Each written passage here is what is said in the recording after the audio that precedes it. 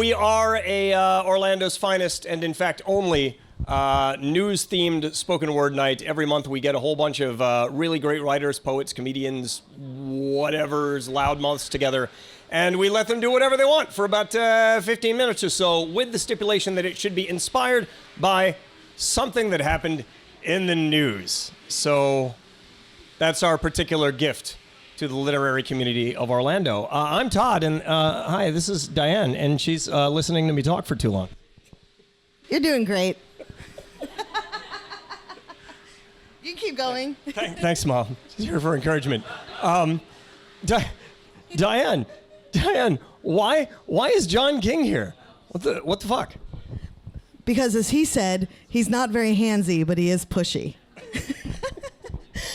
For those of you who are not familiar with John King, the local literary legend, he is the purveyor of the wonderful podcast, The Drunken Odyssey, and tonight they have taken over Loose Lips, mainly because he voluntold us. And we're happy to oblige, because he's John, and we love him. We do get tired. If there's one less thing for me to do, love that.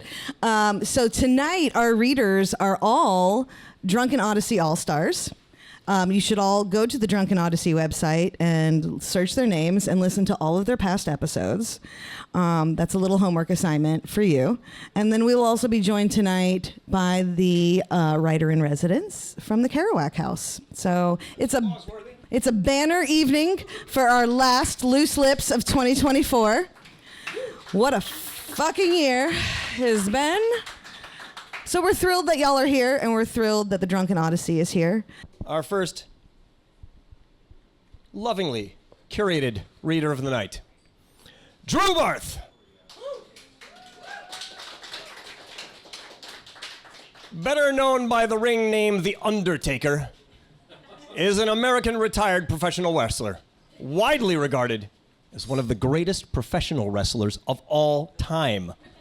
Barth spent the vast majority of his career wrestling for WWE, and in 2022 was inducted into the WWE Hall of Fame. What he's doing here tonight, I have no idea. Let's find out. Drew Barth, everybody! Hello, I'm Drew Barth. Thing I do for John King over the Drunken Odyssey is Comics Are Trying to Break Your Heart. That's my weekly comic article about comic book stuff. So do you like comic books? No? Okay, fine. Whatever, it's fine. Anyway, apologies in advance. Public speaking rust. I haven't done one of these since like 2018. And that was in the middle of a Trump presidency. And I was looking down the barrel of an uncertain future. So, you know. Anyway.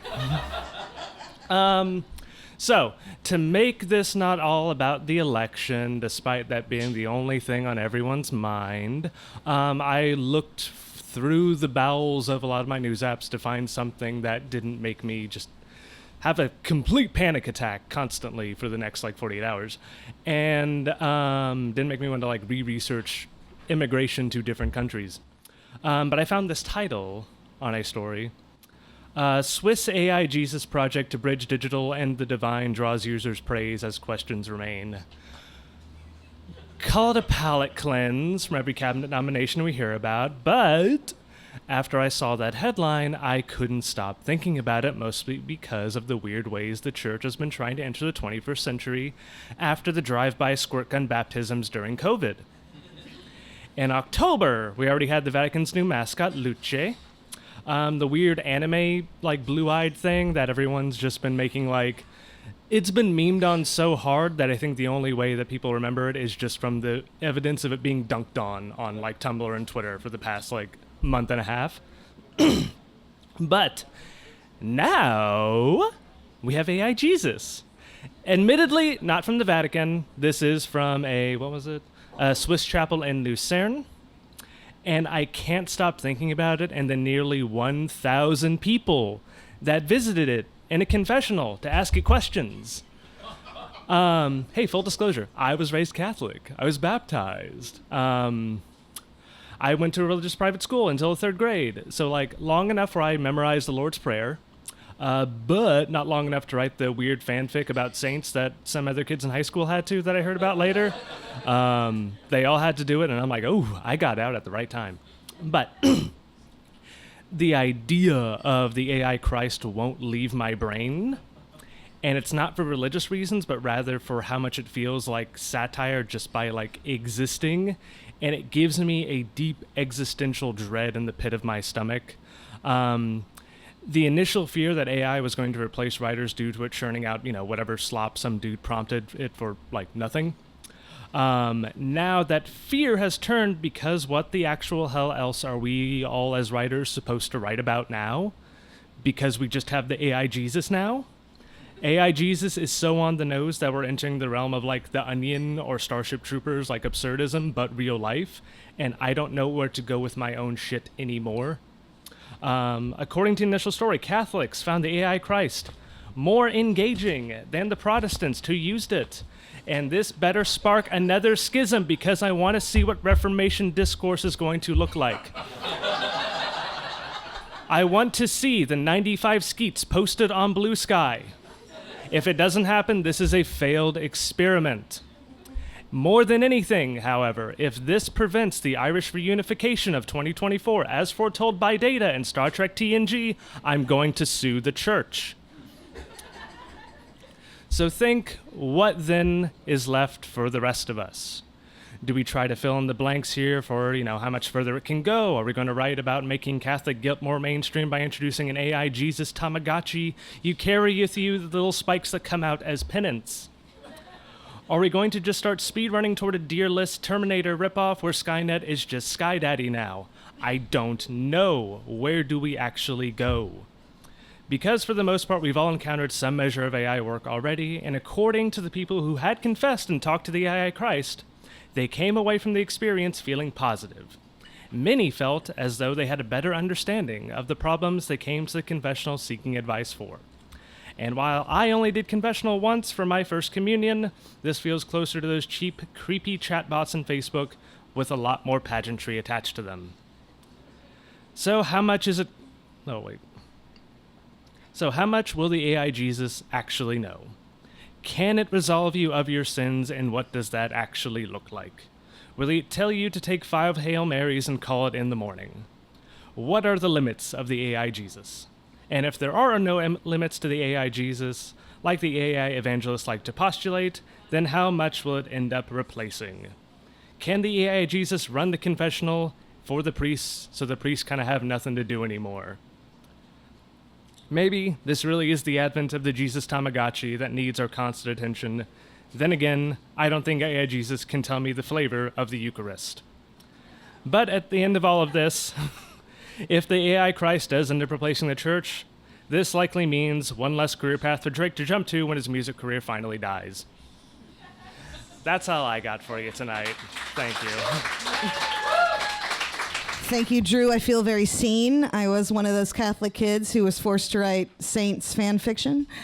If you ever want to know about Saint Monica, boy, I could tell you things. My mother would be horrified. All right, our next reader this evening is also our cameraman, Shawn McKee. Shawn McKee, briefly Earl of Essex, was an English statesman and lawyer who served as chief minister to King Henry VIII from 1534 to 1540 when he was beheaded on orders of the king, who later blamed false charges for the execution. He has been reanimated, and he is here with us tonight in Orlando, Florida. Please give it up for Shawn McKee. Thank you, Dianne. I just want to also, first of all, thank Dianne and Todd for doing this for so long. I don't know how many years it's been, but it's been a while, to keeping the Loose Lips legacy going, giving a venue, a forum for writers to come out and showcase their work. It's great stuff, and I'm honored to be here as always. Also, a shout out to the Drunken Odyssey, which I write for on occasion, and also I have writings on my website, theshawnmckee.com. So I have 2 pieces to present for you tonight. Wishing everybody, of course, happy holidays. And this kind of goes into that. So we may be familiar with the carol, the 12 Days of Christmas, which talks about different elaborate gifts for the 12 days starting on Christmas Day to whatever. And there's a lot of animals within this carol. Lots of birds, geese, ducks, things like that. So, in approaching this kind of ridiculousness, I just have a short little piece commenting on the 12 Days of Christmas, and that's what it's called, the 12 Days of Christmas. On the first day of Christmas, my true love and I decided to gift one another for 12 days. My idea was to place a new gift card each day somewhere in the house for her to find. She, however, had a much more literal interpretation of the carol that inspired our game. On the second day, I was surprised and amused to receive 2 real-life turtle doves. It was a bit much, but she went through so much trouble to get them. More concerning were the 3 French hens that arrived on the third day, boxed and delivered to our door. By the 4th day, I received nothing and was relieved. The French hens and turtle doves had already messed up our living room. She apologized and said our 4 calling birds would arrive next week. That's quite all right, I told her. We have far too much joy in this household already. On the 5th day of Christmas, I received 5 golden rings. I could handle that, but I also explained that she didn't need to supply such extravagant gifts. My pleas went unnoticed by the 6th day, when I received no less than 6 dogs. A Welsh Terrier, 2 Great Danes, 3 foxhounds, and a pug. This needs to stop, I demanded. You're not even following the song right. You'd rather have 6 geese a lane? She asked with a raised brow. That's not the point, I said over a cacophony of barking. No more animals, period. She left the room without another word as the dogs dutifully followed. Our house had been turned into an animal sanctuary from hell, and I dreaded what waited for the remaining days. On the 7th day of Christmas, my true love wasn't there. She had packed a bag and taken all the animals with her. Calls to her cell phone went straight to voicemail. I left her a message, pleading with her to come home. The doorbell suddenly rang. I answered to find a pack of drummer boys waiting outside in the cold. Now's not a good time, gents, I'm sorry. But sir, the freckled-faced English youth in the front said, this is our home now. Irritated, I told them their arrival was ill-planned. And if I'm not mistaken, 12 drummers drumming is for the 12th day. This is the 7th. Goodbye. I slammed the door and paced the hall, trying to collect my thoughts. Bird droppings covered the floor amid scattered feathers. The dogs had torn our Christmas tree apart. The pressure of a perfect holiday had proved to be too much. Just then my cell phone rang, and I saw my true love calling. I'm taking a drive, she said. I need to clear my head. That's fine. When will you be home? I'm not sure. The dogs and birds feel slighted by you. I held my tongue. That's ridiculous. I'm quite taken with them. You mean that? Of course. Is that drumming I hear outside? She asked. I moved to the window and saw the drummer boys in our driveway belting out some tunes. It's just a TV, I assured her. She said that she'd be home later and hung up. On the 8th day of Christmas, my true love gave me 8 miniature liquor bottles. It was just what I needed to deal with the birds, dogs, and incessant drumming of our new young house guests. On the 9th day of Christmas, our gift-giving extravaganza seemingly ended. There's been a mix-up, she told me. The strippers won't be here as planned. Of all the things to fall through, 9 ladies dancing was it. I rose from the couch with a glass of rum nog in hand and played my John Denver and the Muppets record to much holiday cheer. My true love and I danced in the moonlight of gently falling snow outside the window. 12 days are a bit too much, don't you think? I spoke. How about we just celebrate a normal Christmas? She nodded in agreement as the dog scurried about. Then came another knock at the door. Thank you. So this is a somewhat, topical piece about stuff. So we'll dive into it. It's called The Gathering Storm. During the Thanksgiving holiday, a recent USA Today column posed the question, what if we have nothing to be thankful for? I say you damn well better think of something. Granted, different circumstances exist and some have it worse than others. Not everyone feels like celebrating. Victims of Hurricane Helene across the southeast are still reeling from the storm's devastating impact and subsequent flooding that wiped out entire towns, resulting in over 230 deaths and $120 billion in damages. Mudslides obliterated homes, roads, businesses, and just about everything else throughout the Appalachian region with overwhelming force. A friend who lives in Henderson, North Carolina, not far from Asheville, described the eerie and somber aftermath some months later. The town is quiet, he said. Everything's closed or destroyed, and no one's around. To date, recovery efforts are slow, and some areas and communities will never be the same. Helene's harrowing toll can be felt particularly across western North Carolina, where people lost everything. How do you pick up the pieces when there's nothing left? It's a stark reminder of how quickly our lives can change without warning. I'm aware of the dangers on the road during daily commutes. I'm cognizant of the fact that honking or giving the finger to some jerk who cuts me off could result in them shooting at me with little regard. A similar road rage incident occurred just the other day on East Colonial Drive. I'm not a paranoid person, and I don't live in fear. I'm only in control of my own decisions, as wrong as they may be sometimes. I try to play it safe. For instance, I have an alarm system in my home. I'm ready to defend my wife and dogs and my collection of retro video games if I must. There's nothing malicious about it. I'd shoot any intruder who posed a threat, just a careful shot to the legs, Terminator 2 Judgment Day style, where Arnold Schwarzenegger was a good Terminator who could only maim but not kill anybody. I can't believe Schwarzenegger is almost 80 now. I also can't believe how many iconic celebrities we've lost this past year. Depending on how much I admired them, it always affects me. And I don't fully understand why. I suppose seeing someone's life work come to an end is always bittersweet. A few months ago, I endured a grueling 2-hour presentation from a water filtration system salesperson under the auspices of a free at-home water test. I should have known better. The specialist demonstrated differences between my ostensibly subpar tap water and the pureness and quality of the same water through their softener system. Take a drink of this now, he said. Now dab that spot on the floor with our water, and look how it cleans. I repeatedly glanced at the clock on the microwave behind him as the demonstration continued.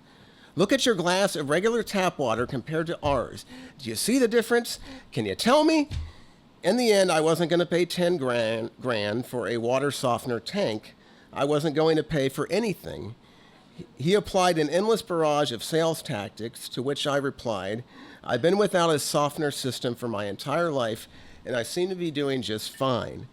Nonetheless, we gave him high marks on the customer response form for his time and efforts. He left the house amicably, but dejected. I wondered how anyone thought a 2-hour presentation was a good idea. What if my water isn't completely free of contaminants? There's a lot of talk now about fluoride in the water supply. Water fluoridation has been ongoing throughout the U.S. since 1945. It was even controversial back then. Some say excessive fluoride exposure can harm infants and young children's developing brains. Maybe they're right, or maybe the benefits far outweigh the harm. Maybe diet soda causes cancer. Maybe social media is rotting our minds.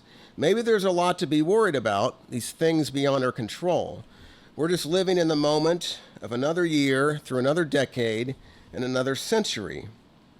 Catastrophic events, war, famine, disease, and death are part of human existence, but there's a lot of goodness out there too. We can be grateful for what we have, grateful to be alive and prepared for anything. We should also bring back drive-in movie theaters. The world would be a much better place. Thank you. Our next reader, Samantha Nickerson, was an American actress, singer, dancer, and diplomat who was Hollywood's #1 box office draw as a child actress from 1934 to 1938. Later, she was named United States Ambassador to Ghana and Czechoslovakia, did not know that, and also served as Chief of Protocol of the United States. And in her spare time, she writes for The Drunken Odyssey. Would you please welcome Samantha Nickerson?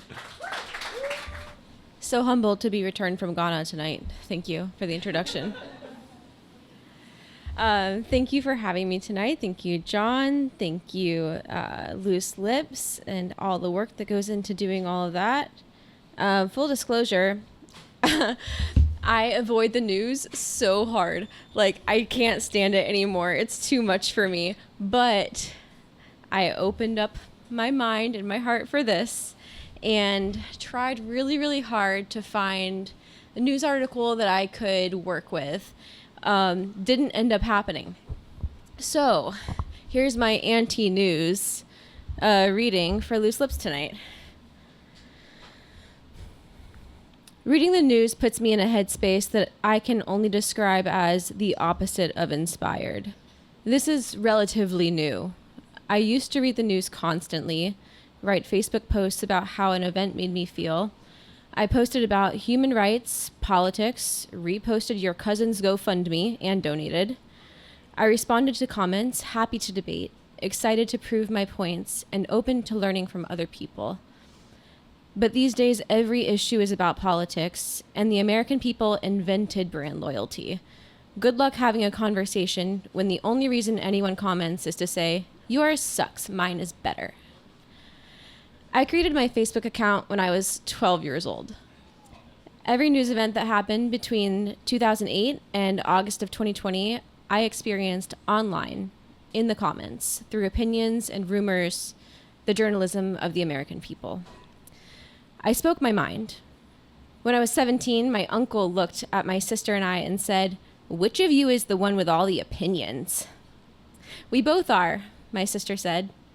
Odd to me, the uncle I prayed for every night until I was 12 and stopped praying didn't know who was who, just that one of us had irked him, and he didn't care to hide it. The COVID arguments banished my faith in humanity. My logic?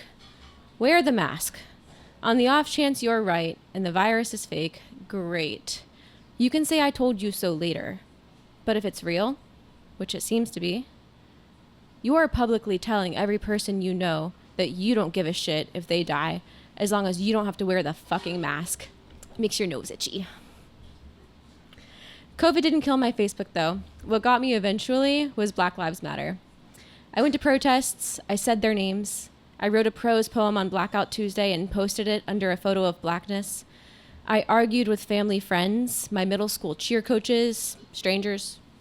I read threads of hundreds of comments from Black people sharing their experiences with racism in traffic, at the grocery store, within their own marriages.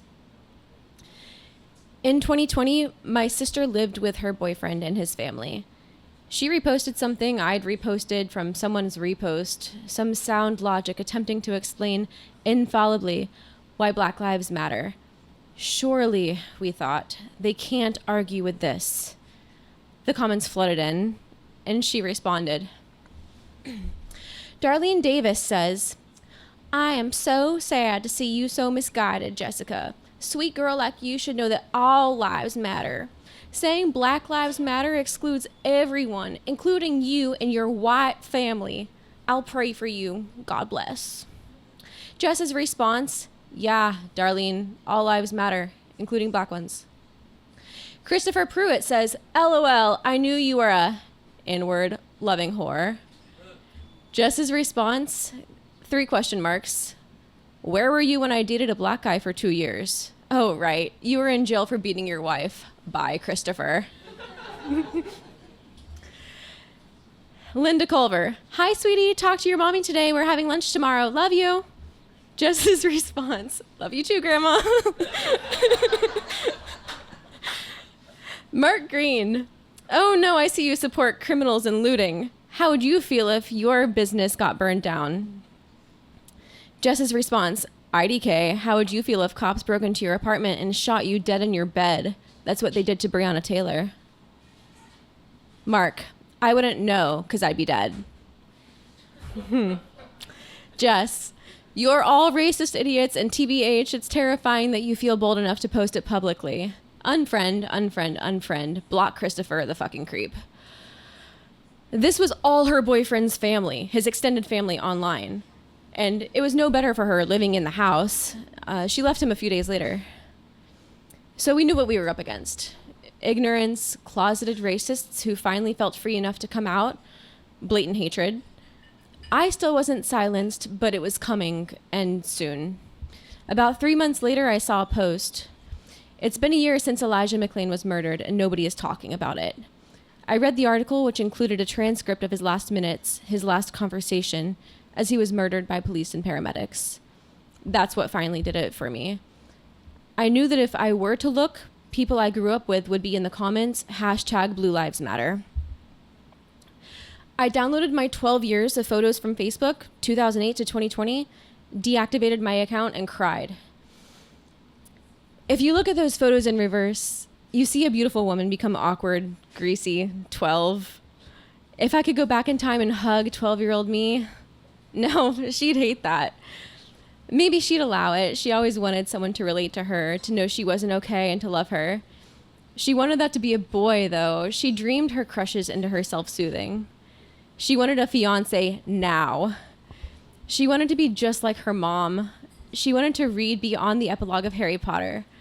She wanted to have sex. She wanted to go to hell. No, that was her OCD, an intrusive thought. She did not want to go to hell. She wanted to go to heaven. She didn't even believe in God anymore, but she would never tell her dad that. She wanted that boy to keep touching her leg in class. She wanted her best friend to be nicer to her. She wanted her brothers to come home and visit, the ones who could. She wanted to visit the other one in the mental hospital. She was just old enough now. She was finally 12. She wanted her mom's boyfriend to think she was cool. She wanted to claw her skin off. She wanted to kill a couple of her teachers, and she wanted to make out with a couple of her teachers. She wanted to stare into the mirror all evening, admiring, seeing her future. She wanted to watch South Park's entire backlog of episodes. She wanted people to shut up about Michael Jackson dying already. Sorry. She wanted to read her grandma's books, but her grandma said, all panicked, "No, you're too young to understand the workings between a man and a woman." If only she could explain that Hermione on a cruise ship fanfic to her grandma, then maybe she'd be allowed near the Nora Roberts paperbacks. She wanted to go to the mall with her friends, but she wasn't allowed. She wrote a poem about that and remembered it for 16 years. I can't do that. I'm all dressed up with nowhere to go. I called all my friends, but nobody's home. They're out having fun without me again, because my dad thinks I'm as vulnerable as a dead chicken.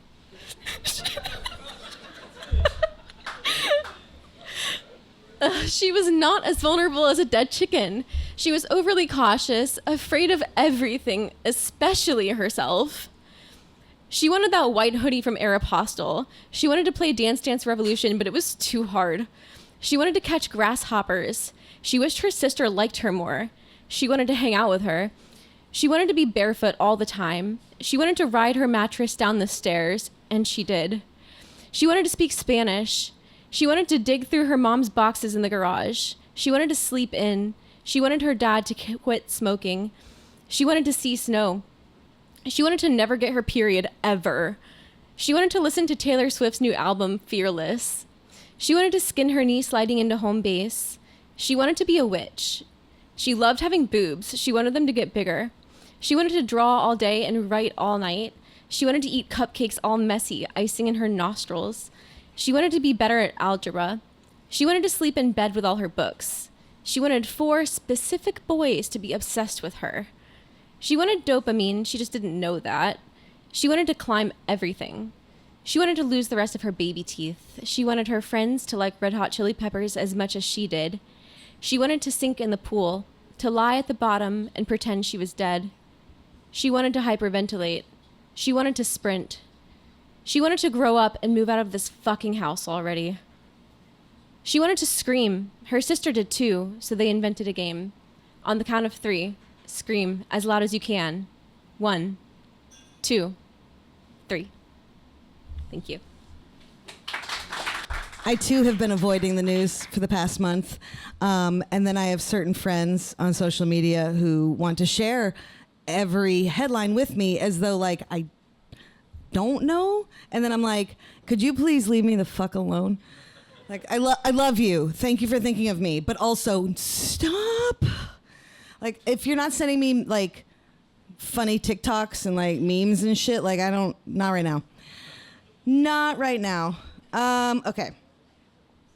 Speaking of people who send me funny memes and TikToks. Love you. Our next reader is Rachael Tillman. And she is a powerful and ambiguous enchantress from the legend of King Arthur, in which most often she and he are siblings. Early appearances of Rachael in Arthurian literature do not elaborate her character beyond her role as a goddess, a fae, a witch, or a sorceress. P.S. Like she's all of those things. Generally benevolent and connected to Arthur as his magical savior and protector. Her prominence increased as the legend of Arthur developed over time, as did her moral ambivalence, which is like my favorite thing about her. And in some texts, there is an evolutionary transformation of her to an antagonist. I'm not going to keep reading this. Either way, all you need to know is that Rachael Tillman is a deeply powerful woman, and now she's going to come read for us. And for that, we are grateful. There was so much going on this month. It was actually a bit overwhelming. It's almost like an embarrassment of riches. But Josh and I were listening to and hearing about Peter Hegseth, if you know. He is the Fox News host who is being, who is a potential, was it the Department of Defense? Yeah. And he's a Fox News host. He does have a military background, but it still ranks quite low. And he has a Deus Vult tattoo, which is God wills it. It has an association with the Crusades, but now is affiliated with white supremacy. Just deeply unpleasant. I'm going to throw some Latin at you, so if anyone is familiar with Latin, correct me or cheer for me, whatever. Can everyone hear me, by the way? Oh, yes. Perfect. Okay. Oh, God, I do feel like I'm before the Senate or something. Anyway. So, anyway. Deus vult. If the Lord wills it, I must not be in on the joke, or never got the memo, or the invite to the meeting. Whatever will of yours is to be done, it is untranslatable. There is no tongue to describe it, though we did try. Deus pro nobis, God for us.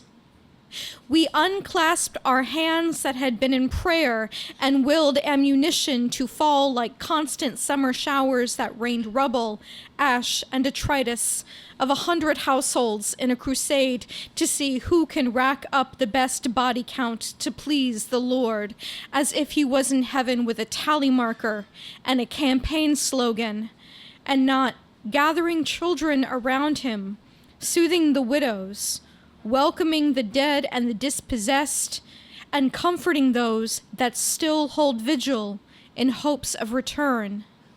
Dominus consolatorum. The Lord brings comfort. Some took his will and wrapped it in a flag nice and tight so it could not escape their clenched fist. Women weeping black mascara tears, delighting in the defeat of the infidel. Others took his will and made soles for the bottom of their jackboots in anticipation of a victory march, or pressing down into the neck of their neighbor who never really belonged in their town. A few took his will and made a hammer in which to beat the world into the shape they wanted, as if he was recruiting an army on earth, all bloody cross, flaming swords, and snowy garments, and not packing boxes in a nearby food pantry, moving the mouth of a translator at an immigration hearing, calming the mind of a veteran with a decade of nightmares in their mind, arranging shelter for a family of 5 because tonight it's down to 20 degrees Fahrenheit with a chance of snow, est virtus in misericordia. there is virtue in mercy. What is will anyway but motivation to rise and breathe on another day and navigate the motives and spaces of others where there may be no place for you or the gathered sparks that make you human in inhuman times? I cannot find the words for it. Ut inveniamus lucem, that we may find the light.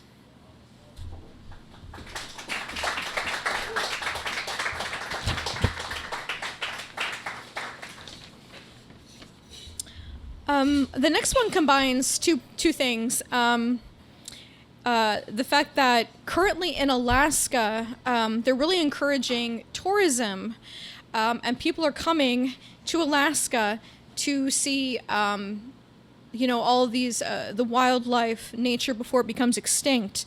Of course, ironically, by more people going there in cruise ships and planes and cars, they're actually speeding up the process. It's like the snake is eating itself.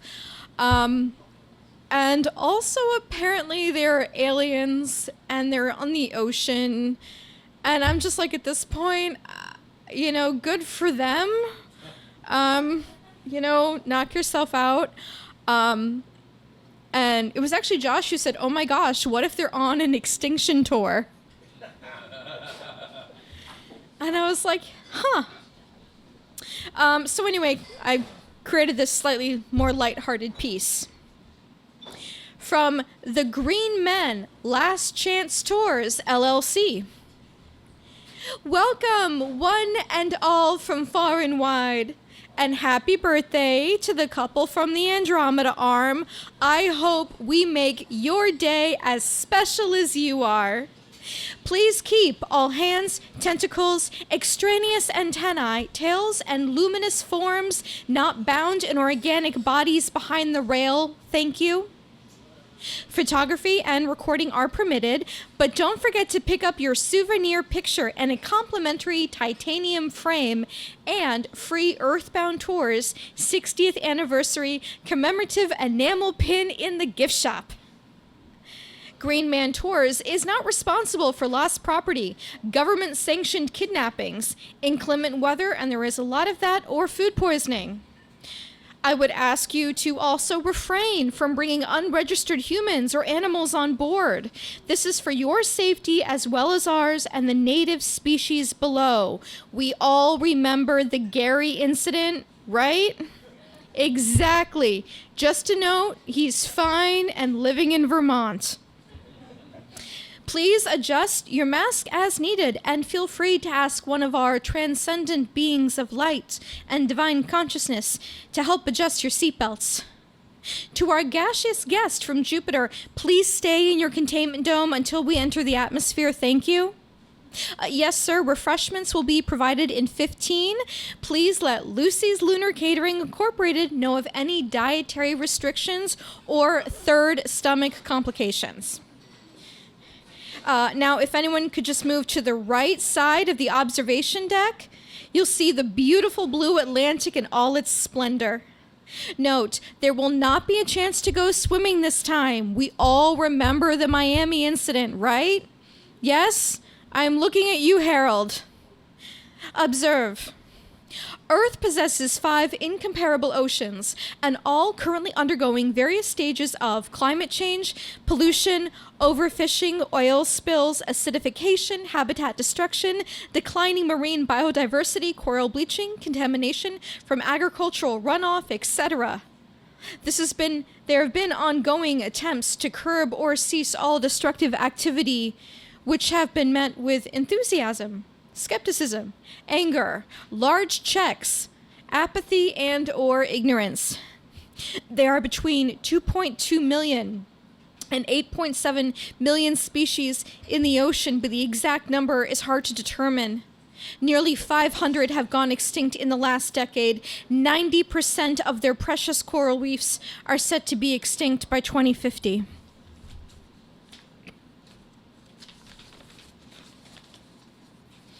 Distressing indeed, ma'am. I agree. I know it's a lot, but they're trying so hard down there, and so hard.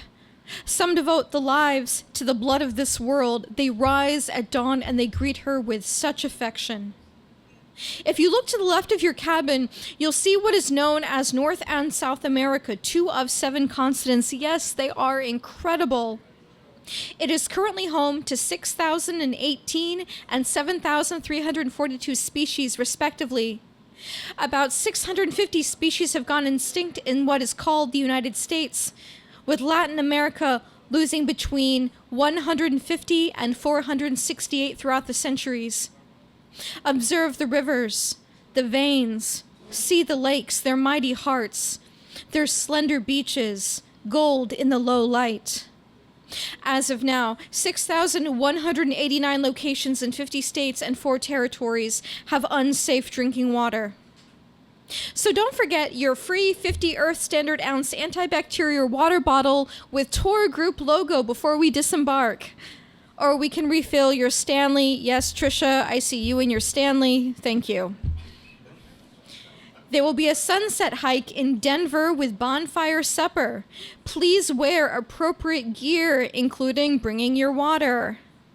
While hiking, please stay within the Green Man Last Chance Tour patented bubble. Earth has many races, and they excel in conflict with them all. Based on current observations, this conflict can take the form of war, violence, clash in views on lawn care, oppression, slavery, seizure of territory, genocide, meetings that could have been emails, in-laws, segregation, political ideology, religion, disenfranchisement, being vegan at a barbecue, invasion, passive-aggressive compliments, imprisonment, voting habits, and general grumpiness due to low blood sugar. Why? Well, that would take all day, and that is why we are here. Right? Isn't it? No. It is to view through this precious veil of space, the living and the passing of all things, of the great cities that will be ash, of the great forests that move and sway the lungs of the world, the seas rising to take a high rise into her arms. We are here to say hello and goodbye, and I'm sorry, and we loved you, and I know you tried. Please head to the front for a group photo. Thank you. Yes, all heads together. Great. Now smile. Thank you. Our final reader of the night. Are you still with us? Room full of people. Steve Chang is a fictional creature, half bat, half human, who made numerous appearances in the American supermarket tabloid Weekly World News, beginning with a front-page story in 1992. Steve Chang became a pop culture icon in 1997. The story of Steve Chang was turned into an off-Broadway musical, Steve Chang, the Musical. He is also, it so happens, through December, the writer-in-residence at the Kerouac House with way too many literary credits to his name. Luckily, he has a website that lists a lot of them. Steve does have a website, and luckily, it's called stevehaswebsite.com. Would you all please welcome Steve Chang? Okay. I did not know that we were going topical tonight. So, you know what? I'm going to talk about news about me, okay? You're going to get news about me. I'm going to read from a piece that I wrote during COVID quarantine. It's not grim, don't worry. It's very fun. It started as an experiment to see if I could write a story using emojis, but there's no projector, so I'm just going to act them out. Thanks, John. Okay. So this story is about a guy who pretends to be fine and not hurting for so long that he forgot he's pretending. So even when his partner wants him to be real, he can't drop the act. Okay? So it's kind of about masculinity in general, and maybe about being an immigrant. And the piece is called The Nonsense Brothers Detective Agency. Mondays, Mondays, Mondays. Haha, I love my wife Gwen. She's the best. Today, she sprinkled paprika in my oatmeal. To prank me, I guess. And I didn't figure it out until halfway through. Imagine my shock. What? Not cinnamon? Well, she got me good, but how could I let on that she had? I slurped the whole mess down and licked the spoon. Then I dropped it clattering into the bowl. I said, delish. She turned back to the sink, to her share of the dishes, clinking and clanking. She muttered, I thought so. I said. Thought what? Oh, just testing a theory. Tip number 1 for a healthy relationship. Surprises keep things fresh. You know, Gwen's always been kind of a kooky gal. She's the one who first asked me to write down my thoughts. I said, why? I'm not keeping any secrets. And she said I was suppressing my feelings. Oh, all right, Dr. Phil. Recently, she started therapy with Julia, some lady who wore piles of hippie shawls and wooden beads around her neck. Yeah, right?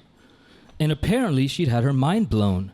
Julia told her, neglect is another form of abuse. Which, okay, it might sound logical and all, but had it helped? Even a little? More like the opposite. Now she's tight-lipped and withdrawn, and when I try to cheer her up, which it seems like it's all I do lately, she says, I don't engage when upset. Oh, well, lucky you. Finally, I told her, I'm not hiding anything. I just don't think about stuff. And she said, Robert. Then I had to listen. She only calls me that when things get dicey. Robert, she said, I'm really trying here. Yeesh. Robert. I hadn't heard it like that since I was a kid. It's the sound of a chore I forgot to do. A pig for dinner that Gwen repeats and says, are you sure? It's a city I wouldn't visit, like Sacramento or something even worse, but in which somehow I live. I wonder what life would be like if I was called something different. Something better, like, I don't know, Lance McCool? That sounds all right. With a name like that, I could have been on MTV's The Real World. Lord knows I had the personality.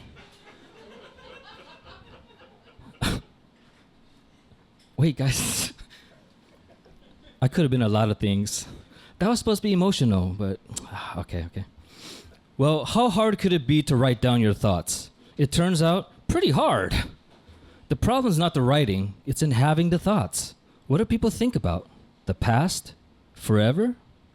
I wish I liked baseball or soccer. Then I'd always have something nicer on my mind. Joke number 1. How can fish sauce smell bad when it tastes so good? Answer, because fish don't have noses. Today, I told Gwen I thought of another good joke. Please, no, she said. No, listen. I was lying on the carpet as if its furry pink fibers were stomach lining, and I was waiting to be digested. I haven't been to work in days. When she asks why not, I say, my back's been killing me. It sort of has. For snacks, I chomp on cheese bricks I keep on my belly.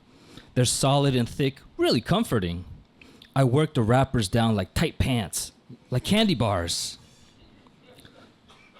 Let's just say I've been coming up with lots of jokes. Question, why do cows have hooves? Because they're cows, she said. She was clicking her mouse intently and moving it all around, but I could see the laptop screen reflected in her glasses. She wasn't that busy. Not even close. If you're wondering what graphic designers do all day, surprise, they look at Pinterest. They really love bath towels. The fluffier, the better. Who knew? Not me. And that's not a joke, she said. That's a riddle. Wrong, I said. It's because they lactose. She closed the laptop carefully, touching only its corners. They lactose, I said. Lactose? She said, what happened to you? Why are you like this now? Now that's a riddle. When I was a kid, I wanted to be an inventor. Then I learned the best things had already been invented.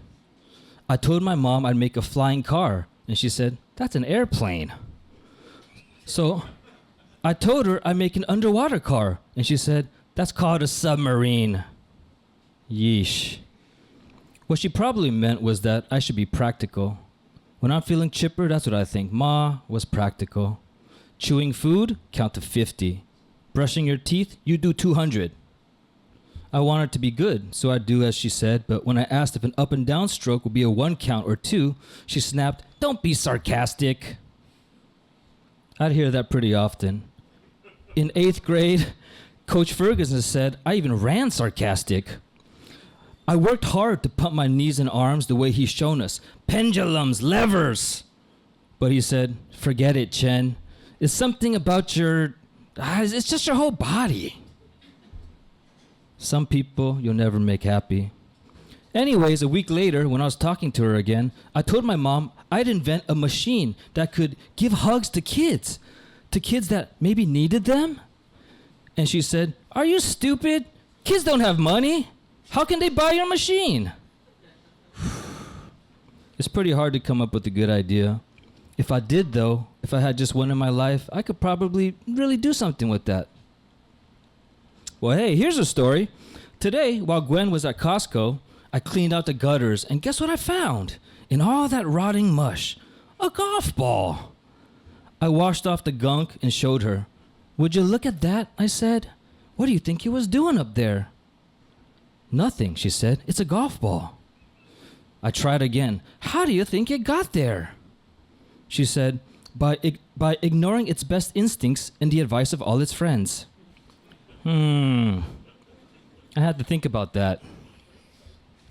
But before I could, she was saying, "Climbing ladders today?" And I was saying, "My back felt better." And she was saying, "You think it'll feel better again soon? Maybe, let's say by Monday?" Oof. I stood in the hallway, breathing. I wanted to tell her something about that golf ball, something important. But she was sorting the Costco stuff into the hallway cabinets. She must have been distracted. Of course, I get angry at Gwen sometimes. Who am I, Mr. Spock? Law? No way. Trust me, this guy likes a little pepper on his chicken. Tip number 2 for a healthy relationship. You can get angry, but don't stay angry. Listen, in a relationship, nothing's really yours. Not even your feelings. You have to worry about other people's feelings, and then you feel for those feelings, and when you finally have some of your own feelings, you have to share them. Then you find out you've been having the wrong feelings. So don't bother with all that. Question, you know what is yours? The only thing maybe? Time, and what you do with it. And you'd better believe it, bucko. Last night, I told Gwen I've been writing in my notebooks. A lot, I said. In fact, I used the word tons. She clicked her iPad and set it on the nightstand. Then she said, "Robert?" Oof.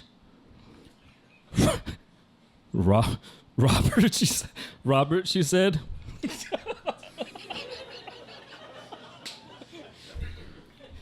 I would rather show you the emojis, I swear to God. Yeesh. Okay. Robert, she said, I acknowledge and appreciate your efforts to rebuild our relationship. I'd like to better understand you. I hope for clearer communications. I hope for...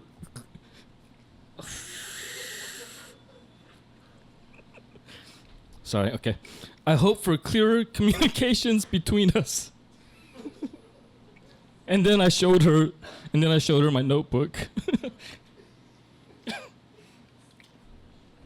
The Nonsense Brothers Detective Agency.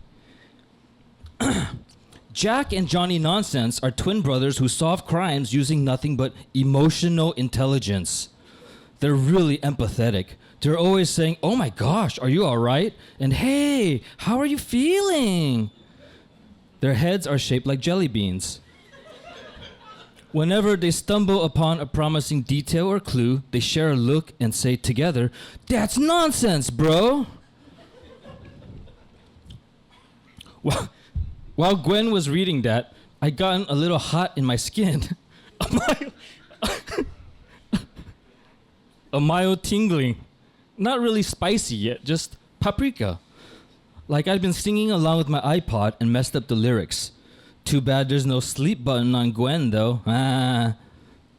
She finished reading the thing and said, "Is this supposed to be funny?"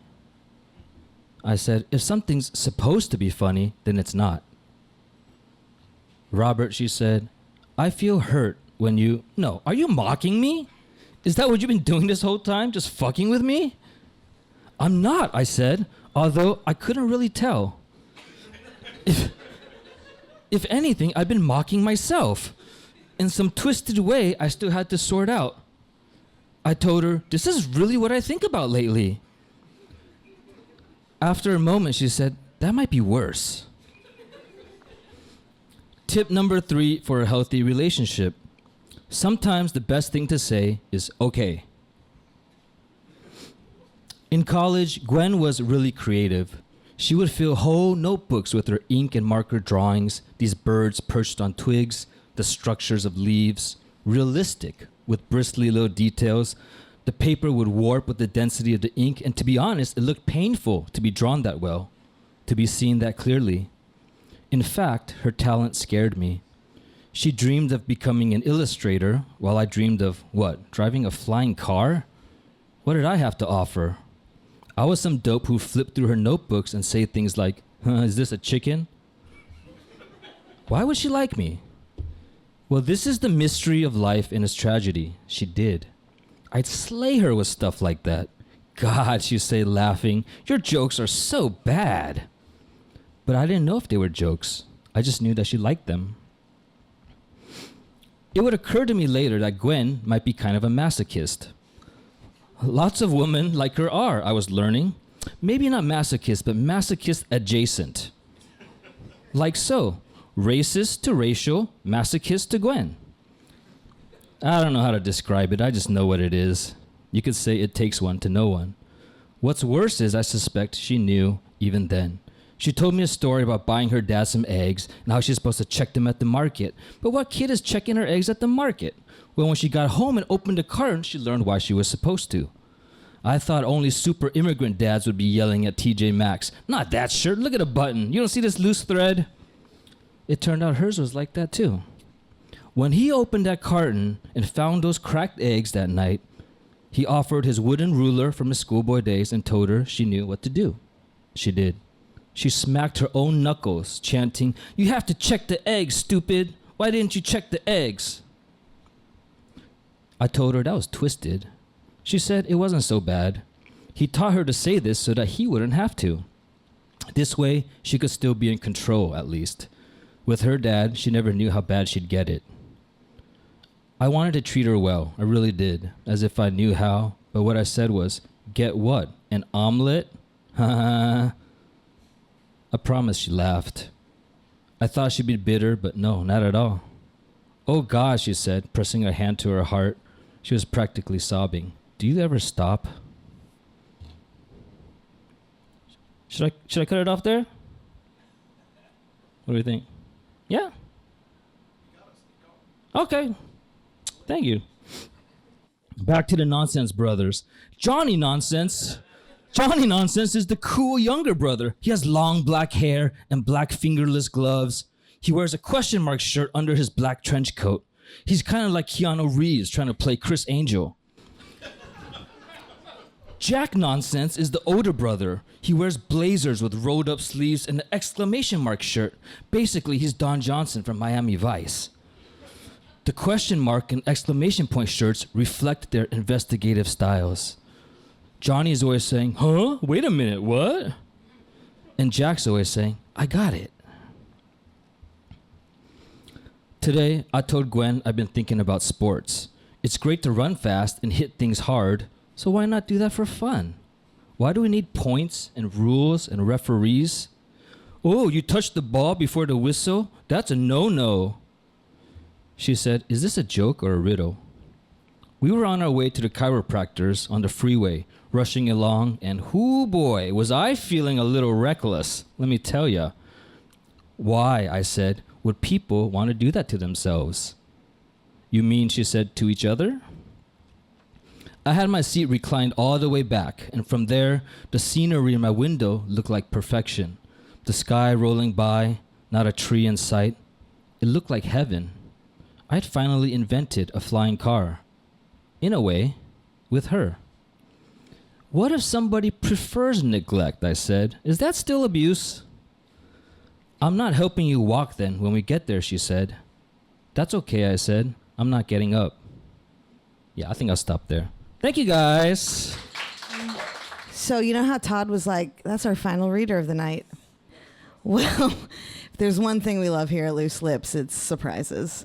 Because we do still have one more reader for the night, and it is the incomparable John King, who is a generative artificial intelligence chatbot developed by OpenAI and launched in 2022. He is based on the GPT-4o large language model and can generate human-like conversational responses. John enables users to refine and steer a conversation towards a desired length, format, style, level of detail, and language. And he is credited with accelerating the AI boom. He is also, as I said, the host of the most lovely podcast in the whole world, which is The Drunken Odyssey, which many years ago, when a young, bright-eyed writer wannabe showed up in Orlando, he looked at her and said, yeah, you seem like you put the fun in functional alcoholism, so you can come be on my podcast. And from thence, a beautiful friendship was born. And we're very glad to have him here tonight, John King. Well, hot damn. Thank you, everybody, for being here. It'd be lonely without you. The Drunken Odyssey, it's not a dinosaur of podcasting, but it is a woolly mammoth. We started in 2012. And, my friends don't love me enough. The intervention that should have happened to make me stop hasn't happened yet. And I guess you've heard from many of the friends who should have been hosting that intervention. So Drew Barth, who was on earlier, a week from tomorrow, his interview with Brian Michael Bendis drops. So he went down to Miami to interview comic book legend Brian Michael Bendis. We've got that on film, so you don't even have to read it. You just have to sit on your ass and listen and watch if you want to watch a one-camera interview. And please give a round of applause to everyone else who's read tonight. Let's try and remember the pleasant part of the evening before I bring everybody down. All right. Let's see if I can read my own writing here. So, All right. This is Notes Towards a Beautiful Apocalypse at the End of American Democracy. I recently heard from one of my listeners, hi Sam, that my creative writing podcast is an oasis from the Sturm and Drang of politics, so momentarily let's poison that oasis with some streamlined, ranty thoughts about the election. Hey, heard any good jokes lately? American democracy. All right, so jokes need punchlines. Well, we are the punchline. Elections can now be decided by whatever vibes low information voters get off of TikTok. That plus the Republican bubble is capturing more than just Republicans within its sticky membrane. Democrats now wring their hands about their messaging when the problem isn't how they say what they say. The problem is that the people who most need to hear what they say aren't hearing any of it. These voters think learning what Republicans say about Democrats is all they need to know about the Democrats. And that's not to say that I'm in love with the Democratic Party. Bernie Sanders is right that neoliberalism... All right, I'm getting bored. My apologies, everybody. Sorry. I'll try and believe in my own writing. Pursuing an equitable America in which civil rights and the pursuit of happiness matter, but only if the business class says these aims are acceptable. That's where the Democrats are at is a big problem. That an American electorate with significant amounts of media illiteracy and illiterate illiteracy thinks that the billionaires are the answer to the death of the American dream is a bigger problem. Our media landscape is polluted. In 1971, Richard Nixon sent operatives to go to several specific bookstores and buy every copy of Edith Ephron's The News Twisters, which argued that the American news media had a liberal bias. The targeted stores were where the New York Times checked for sales figures to calculate which books were bestsellers. And so through a few mass purchases, they manufactured the sense that a big chunk of the public bought that book that seemed to establish that the media had a liberal bias. The American media has been struggling to defend itself ever since. All right. I think I'm going to skim this. Jesus.